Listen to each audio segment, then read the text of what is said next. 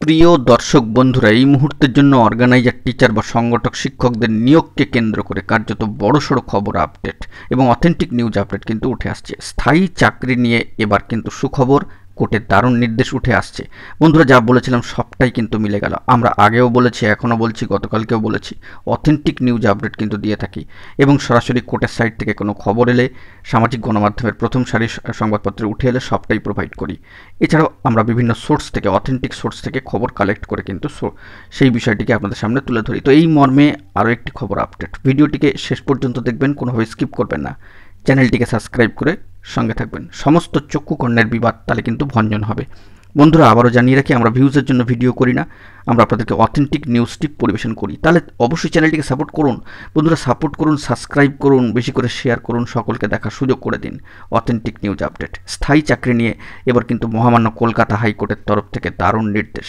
দীর্ঘ আইনি জট কাটিয়ে আবারও কিন্তু স্থায়ী চাকরি নিয়ে একটা বার্তা উঠে আসছে এবং কোর্টের নির্দেশ কিন্তু উঠে আসছে। বন্ধুরা, যে বিষয়টি জানা যাচ্ছে, প্রায় 18 বছর, হ্যাঁ ঠিকই শুনছেন, প্রায় 18 বছর। বুঝতেই পাচ্ছেন একটা মানুষের জীবন থেকে 18 বছর অতিক্রান্ত হয়ে গেলে কি হয়। প্রায় 18 বছর আইনি জট এবং লড়াইয়ের পর স্থায়ী চাকরির অনুমোদন পেল মোস্তাফাপুর হাই মাদ্রাসার 3 জন সংগঠক শিক্ষক এবং 2 জন শিক্ষাকর্মী মহাশয়। যদিও এর মধ্যেই ওই 5 জনের 1 জন অবসর নিয়েছেন এবং কার্যত বাকি 4 জন কর্মজীবনের প্রায় শেষ প্রান্তেই। মহামান্য কলকাতা হাইকোর্টের নির্দেশ মোতাবেক চাকরি পাকা হওয়ার পাশাপাশি 2007 সাল থেকে বকেয়া বেতন, পেনশন ও অন্যান্য সুযোগ সুবিধা পেতে চলেছেন ওই 5 সংগঠক শিক্ষক ও শিক্ষাকর্মী। মামলাকারীদের সম্মানীয় বিশিষ্ট আইনজীবী জানাচ্ছেন যে 2007 সালে মোস্তাফাপুর মাদ্রাসাকে সরকারি স্বীকৃতি দেয় রাজ্য শিক্ষা দপ্তর, কিন্তু সেখানে 15 বছর ধরে চাকরি করা এই 5 জন যে সমস্ত সংগঠক শিক্ষক শিক্ষাকর্মী রয়েছেন তাদের স্বীকৃতি দেওয়া হয়নি। তাই 2007 সালে মহামান্য কলকাতা হাইকোর্টে মামলা করেন তারা। দীর্ঘ শুনানির পর অবশেষে একক বিচারপতির বেঞ্চ স্থায়ী চাকরির অনুমোদন দিয়ে 2 বছরের মধ্যে বকেয়া মিটিয়ে দিতে বলেন।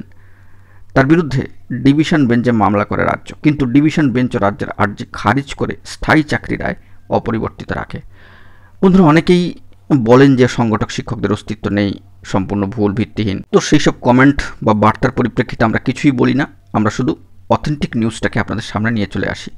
আশা করি বুঝতে পারছেন, সংগঠক শিক্ষকদের স্থায়ী চাকরি নিয়ে এবার মহামান্য কলকাতা হাইকোর্টের তরফ থেকে গুরুত্বপূর্ণ বার্তা উঠে আসলো একেবারে প্রথম সারির দৈনিক সংবাদপত্রে, আনন্দবাজার পত্রিকা, হ্যাঁ ঠিকই শুনছেন, আনন্দবাজার পত্রিকার হাওড়া হুগলি পেজে গুরুত্বপূর্ণ খবর আপডেট উঠে এসেছে অর্গানাইজার টিচার বা সংগঠক শিক্ষক রিলেটেড স্থায়ী চাকরিকে কেন্দ্র করে। অত্যন্ত গুরুত্বপূর্ণ। বন্ধুরা, এখন এটুকুই, সকলে ভালো থাকবেন, চ্যানেলটিকে সাবস্ক্রাইব করে রাখবেন, সাপোর্ট করবেন বেশি করে এই ধরনের অথেন্টিক নিউজ আপডেটগুলি পাওয়ার জন্য অর্গানাইজার টিচার রিলেটেড।